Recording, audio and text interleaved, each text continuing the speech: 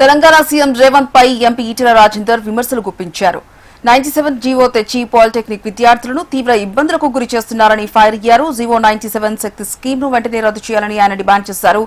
97 GO వల్ల polytechnic విద్యార్థులు తల్లిదండ్రులు ఆందోళన చెందుతున్నారని అన్నారు.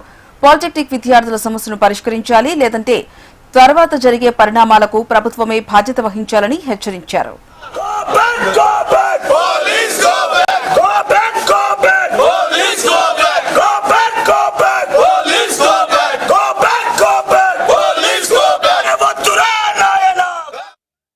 ఉన్నట్టుండి రేవంత్ రెడ్డికి మరి ఏం పుట్టిందో గానీ ఈ పాలిటెక్నిక్ కాలేజ్ విద్యార్థులని జీవో నంబర్ 97 అని తీసుకొచ్చి గతంలో ఏ పాలిటెక్నిక్లకైతే గొప్ప గుర్తింపు టెక్నీషియన్ గా ఎవాల్యుయేట్ ఆస్కారం ఉండదో వాళ్ళని ఉత్త ఏదో అవుట్ సోర్సింగ్ టైప్ లో లేకపోతే ఇంకేదో స్కిల్ డెవలప్మెంట్ దాంట్లో పడేస్తున్నాం.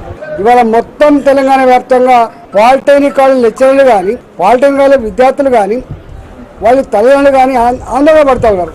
మేమేదో అనుకొని చెప్పి జాయిన్ చేస్తే బిడ్డ ఈ పాలిటెక్నిక్ కాలేజ్ జాయిన్ అయ్యే వాళ్ళంతా కూడా పిల్లలు మంచి